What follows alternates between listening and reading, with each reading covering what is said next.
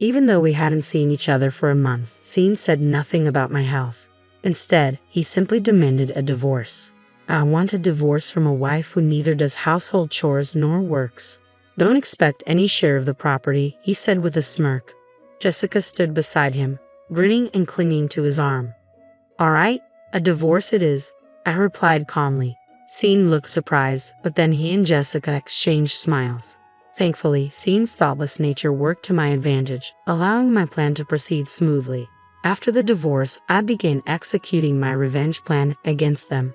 By the time it was complete, my health should have improved, and their regretful faces would be my victory.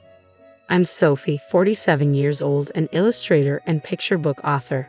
Drawing has always been my passion. I have 2 childhood friends, Sean and Jessica, both very important to me. Sean is also my husband. It all started after high school when I was the only one who went to a different university.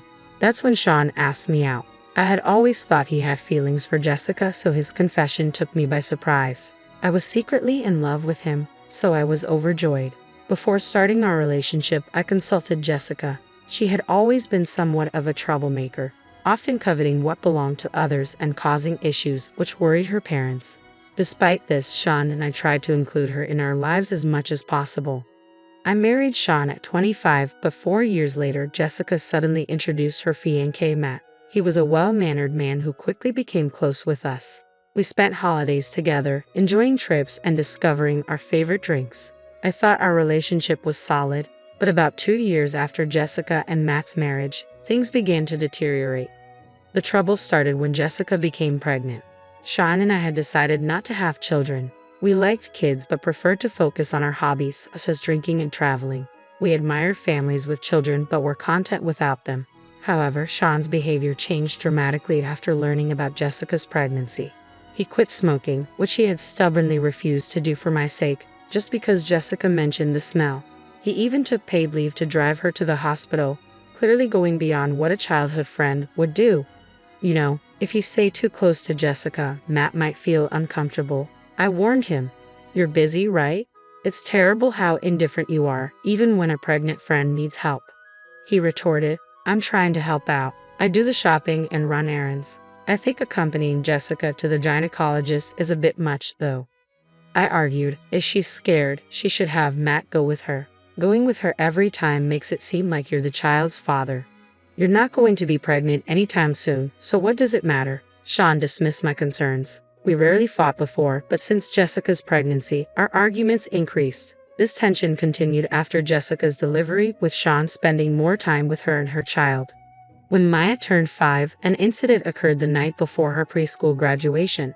Sean was rummaging through the bedroom closet. What's wrong?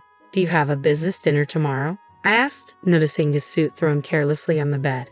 His workplace had a casual dress code except for formal meetings.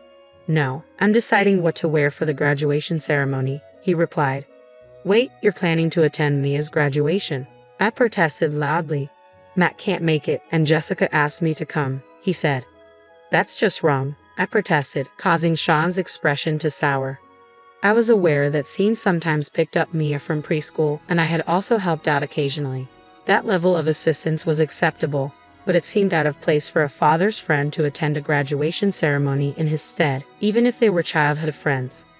Are you still questioning my relationship with Jessica? Scene asked, disappointment in his voice. You can't be more supportive. It's not about that, I replied firmly. Regardless of what you say, I'm going to the ceremony tomorrow. Don't forget to iron my shirt. With that, Scene abruptly ended the conversation. Left with no other option, I reached out to Jessica. Hello, Jessica. About tomorrow? Oh, tomorrow? Yeah. I'm borrowing Scene, Jessica interrupted. Thanks, but won't Matt mind? I asked, concerned. What are you talking about, Sophie? I haven't even told Matt about the graduation. I'll let him know after it's over, she said. I was stunned. Jessica hadn't informed Matt about any preschool events, and it seemed like Sean was being passed off as the father. What are you thinking? This is incredibly disrespectful to Matt, just because you and Sean are childhood friends. Hey, what's wrong? You sound kind of scary, Jessica said. Well then, I'm counting on you for tomorrow, she added before abruptly hanging up. Fuming with anger, I still ended up ironing Scene's shirt, preparing his tie, and sending him off properly to Maya's graduation ceremony the next morning. After this incident, Jessica and Scene began spending more time together. What had been a monthly occurrence soon turned into weekly outings, and before long, they were meeting every 2 days. Matt seemed to notice something was off. One evening, when Scene and Jessica were out, Matt came to my house. "I'm sorry for dropping by so late, but something's been bothering me," he said. "Is it about those two?" I asked. "Yes," Matt replied, showing me GPS records he'd installed in Jessica's car. The records revealed that they had visited a lodging facility about 3 times a week, always on days when Scene was out with Jessica. The implication was clear from Matt's expression. "What do you want to do?" I asked. "I want to take revenge on them," Matt said. "I can't forgive them for betraying us after all this time." I felt the same way. We secretly began planning our revenge against Scene and Jessica. My first step was to focus on increasing my income. After getting married, I had reduced my work to focus on household duties, which significantly lowered my income. Matt transitioned to working from home, and whenever Jessica and Scene were out, he would bring Maya to my house so we could take care of her together. Unaware of our arrangement, Jessica and Scene made it easy to gather evidence against them. Just as we were ready to execute our revenge plan, we were stunned to learn the truth about Mia. After much deliberation, Matt and I decided to postpone our revenge until Maya reached adulthood. We didn't want to hurt her while she was still young. However, 10 years later, I was struck by a serious illness. It wasn't unusual for me to be hospitalized for a year or two, and though I could work from the hospital, I had to significantly reduce my workload. I immediately informed Matt of my situation and discussed it with Scene. "I see. I'll come to visit you sometimes," Scene replied casually, showing no real concern for my condition. His indifferent attitude made it painfully clear that he no longer cared about me. It seemed true, as he visited only once or twice a month. As time passed and Maya turned 15, she had been visiting me almost every day since my hospitalization. However, after her 15th birthday, something felt off. I asked Matt if he knew anything, but he didn't seem to know either. When I inquired with Mia, she simply told me not to worry about it. We were left in suspense, but the truth was eventually revealed by Scene, who unexpectedly came to visit me in the hospital. "Hey, it's been a while," Scene said as he entered the room without knocking. It had indeed been a month since we last saw each other. During that time, Scene had changed significantly, becoming quite flashy. Jessica followed him in, showing no concern for my health. "I'm divorcing you," Scene announced. "You don't do housework or have a job, and there will be no division of property. Sophie, please take care of this," he said with a smirking smile, while Jessica clung to his arm. "All right, a divorce it is," I replied calmly. Scene was surprised by my readiness, but quickly exchanged smiles with Jessica. Scene's straightforward nature played to my advantage, allowing my plan to proceed without any issues. After the divorce was finalized, I began my revenge plan. By the time it was complete, I hoped my illness would have improved, and their regretful faces would be my reward. I called Matt to inform him of my transfer to another hospital and that a lawyer would handle any dealings with Scene and Jessica. Matt moved closer to my new hospital and continued bringing Maya to visit me regularly. Despite Mia's sadness, her daily visits brought me immense joy. Meanwhile, I instructed Jan to dispose of the belongings I had left behind in my house. I had already moved all my personal belongings to the hospital room and wanted to ensure that nothing was touched by Scene or Jessica. After settling into my new hospital and Matt's relocation, I received a call from Scene. Despite only being away from my room for a few minutes, I found 30 missed calls on my smartphone. Annoyed, I answered when the phone rang again. "Yes, what is it?" I said. "Hey, what the heck is going on?" Scene's voice was agitated, and I could hear a confused real estate agent and Jessica yelling in the background. My mood darkened further. "What do you mean? What's going on?" I replied. "The house. Why are we being kicked out?" Scene demanded, raising his voice and clearly refusing to acknowledge any responsibility. I remained calm. Of course, after everything that's happened, it's only natural that the room I rented would be canceled. You seem to have forgotten that the space we lived in was rented by me for work. When I started working independently, I couldn't afford a separate workspace, so I rented a room that served both as a home and an office. Scene, whose income was insufficient to live alone, ended up living in that space. However, he never paid rent or utility bills for the room. While he did provide monthly living expenses, they were never enough to cover the costs of maintaining the space. It's unfortunate, but the room is no longer available. The hospital I transferred to was quite far from the house, and after the divorce was finalized, I had no intention of continuing any ties with the property. I proceeded with the cancellation process without contacting Scene, as the real estate agent who understood the situation had promised to handle it for me. It seemed that Matt and Maya had also suddenly disappeared, and their house might have been sold. What are we supposed to do now? Where will we live? Scene's frustration was evident. Well, you might have to stay in a business hotel for the time being, I suggested, starting to work on my smartphone with the speaker mode on. Scene, clearly irritated, demanded, "Don't be ridiculous. Pay me $2,000 a month as an apology for selling the house." I was taken aback by his unreasonable demand and stayed silent. Scene's voice grew louder. "Hey, don't just stay quiet." I coldly responded, "No way am I paying you any money." Scene looked momentarily stunned but quickly raised his voice again. My patience was wearing thin. We're divorced and no longer have any ties. Don't contact me anymore. We'll communicate through our lawyers from now on. Wait for their contact. What? A lawyer? Hey, wait. Scene tried to continue, but I cut off the call, no longer interested in his complaints. After ignoring several repeated calls, they eventually stopped. Scene, perhaps annoyed by my silence, began avoiding any contact from the lawyer as well. His childish behavior was frustrating, but I had expected it. Months later, after a temporary improvement in my health, I visited Scene's parents' home. Scene and Jessica were there, looking anxious. "You're being unfair talking to my parents like this," Scene said. "I just came to inform them of the divorce," I replied. Scene glared at me for a moment, but then shrank under his father's stern gaze. I had been close to Scene's parents. We often went out and had meals together even when Scene wasn't present. Given how well they treated me, I felt it was important to explain the situation. "Scene, I've heard everything from Sophie. Is it true that you're remarrying Jessica?" Scene's father asked. "Yes, Jessica, Mia, and I are starting a new family together," Scene replied. "What are you thinking? Your family is Sophie. She's not your family anymore," his father said, frowning. Scene shook his head, seemingly resigned, and handed me some documents. "These are the bills from a luxury hotel we stayed at." "What's this?" I asked, confused. "It's the bill for the hotel," Scene said, pointing at the documents as if it were obvious. But before I could respond, his mother slapped him, causing him to fall to the ground. She stood there, panting, her hands still raised. "What are you doing?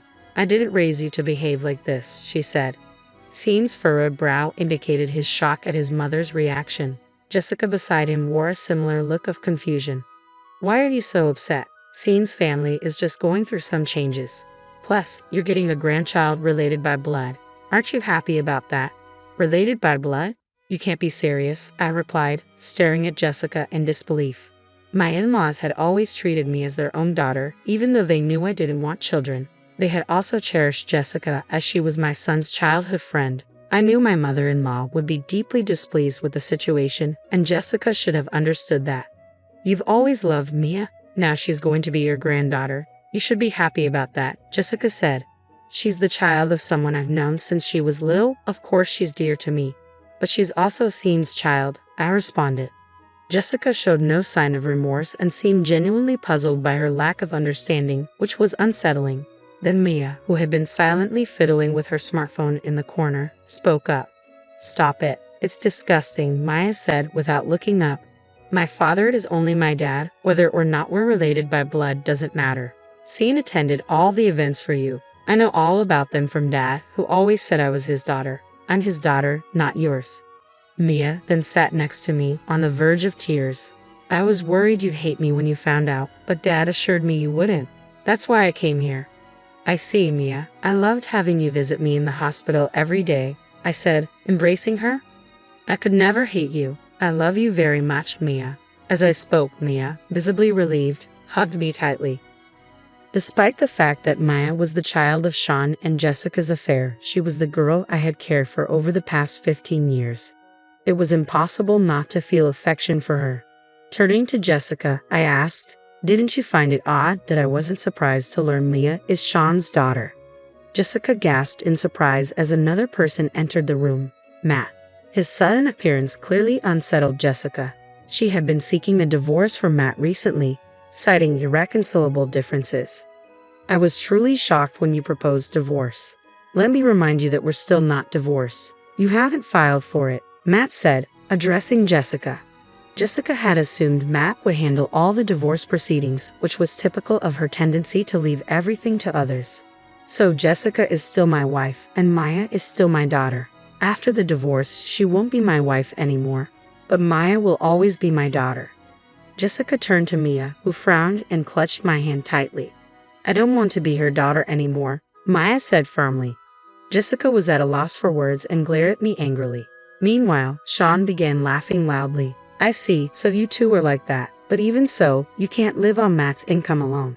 Don't misunderstand, I interjected calmly. Matt's income is actually twice what Jessica thinks it is. Sean scoffed. No way. You're joking. Plus, with your illness, it's impossible for you to work alone. It'll just be a miserable end. Sean's misunderstanding made me laugh, which only fueled his anger. Oh, you didn't know about my income? I asked. Sean replied dismissively, it's probably not much anyway. Actually, I make $900,000 a year, I stated. Sean's eyes widened, and he stood there, mouth agape in shock. Jessica was equally motionless. Over the past 10 years, I had gained recognition as a children's book author. I had published essays, been interviewed, and soon one of my works would be made into a movie. My income had skyrocketed. That's a lie. It's not possible, Jessica said. I showed Jessica my smartphone, displaying my bank account deposit records. The large monthly deposits left her speechless. Hey Sophie, let's try again, Sean said, but his desperation was palpable. I watched their reaction with a detached gaze. If you two are planning to remarry, feel free. It's your life, I said, ignoring Sean's protests. Holding Maya's hand, I greeted my in-laws and left their house.